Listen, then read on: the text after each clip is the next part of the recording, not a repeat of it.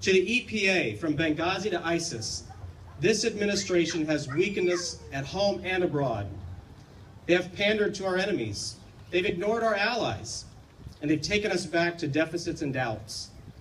But in 2014, the American people stepped up to the plate again, and we went to the ballot box and we fired Harry Reid. Now, in 2016, we will elect a new president, and that president will need a strong, principled Senate to help us fix the broken system and lead us back to security and strength. Right now, in this moment, we need tested, proven, conservative leadership with a vision for the future and a record of getting the job done.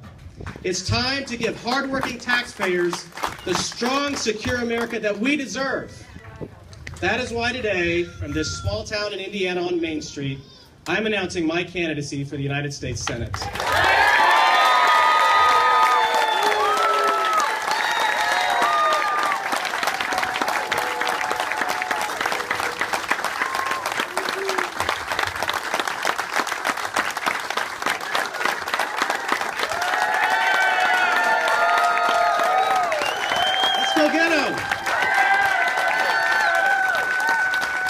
Remember when the president came to Elkhart County back after the recession? He said, we're going to help get things moving again. Well, guess what? It wasn't the federal government that got things moving. It was us as Hoosiers rolling our sleeves up and getting back to work and making a difference and making things happen. Obama has only increased our debt from $9 trillion to $18 trillion. It's a number that's hard to fathom. Government has taken over health care. And we only see more regulations pour out of the bureaucracies every day under this administration, which makes it harder for families to get ahead in life. Farmers fear the EPA at every turn. The IRS is scrutinizing taxpayers like never before, and this hurts families because it drives the cost up. This big government abuse must stop.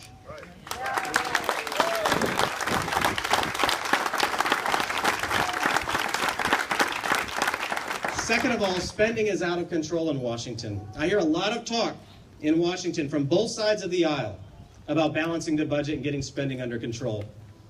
The Democrats propose to raise taxes and spend more.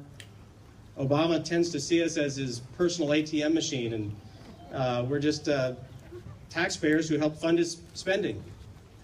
Every one of Obama's budgets has been spending in the red from anywhere between $500 billion and $1 trillion. That is then now transferred to debt that our children and grandchildren have to pay. Just last month, I authored the conservative budget in the House of Representatives. It balanced in 6 years without raising taxes. It repealed Obamacare. It increased defense spending to keep America safe and secure. It secured Social Security and Medicare for future generations. And it made sure that our veterans were given the proper care that they deserve for fighting for our freedom. Let's thank our veterans today.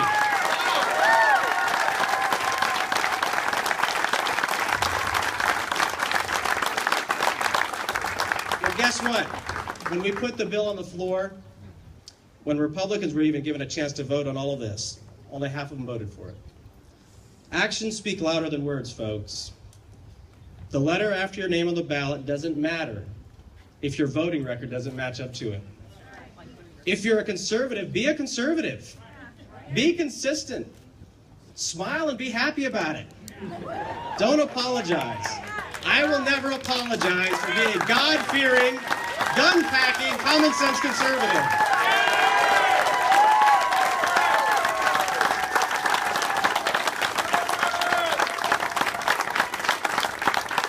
Finally, we need to keep America safe.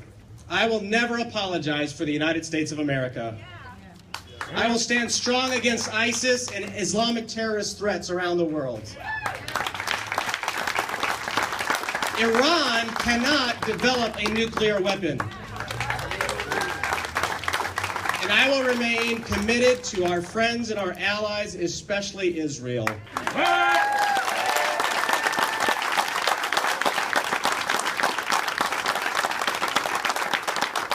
You know, people ask me all the time, is it too late?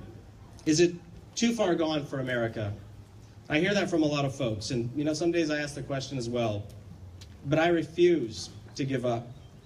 I hear people in Washington say on the House floor, this bill that we're working on, it'll really make a difference for the American people, but it'll never pass.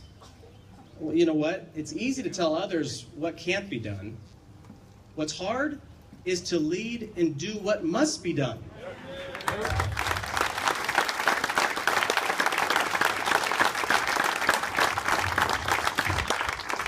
If we send the right people to Washington, we can change the way Washington operates. The reason I'm able to make tough votes in Washington is because of you all. I know that when I cast tough votes on the House floor, that I have people back home standing with me. And it's standing with friends and neighbors. I'll never lack the courage or conviction to do the right thing. When the fighting gets tough, we cannot walk away. We dare not walk away.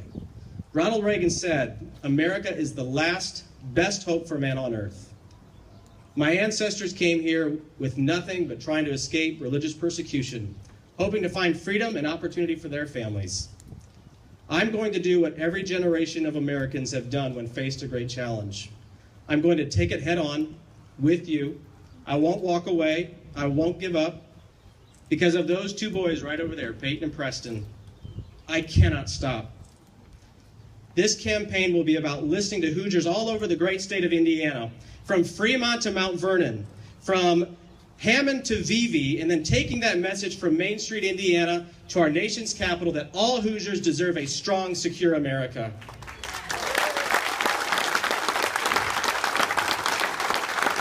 If we work together, we can send that message that we don't want any more excuses. We don't want any more apologies.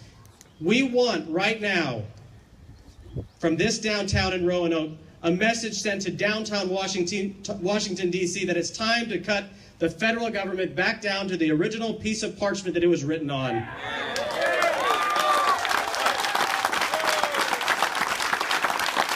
We'll send a message that we believe in the Constitution.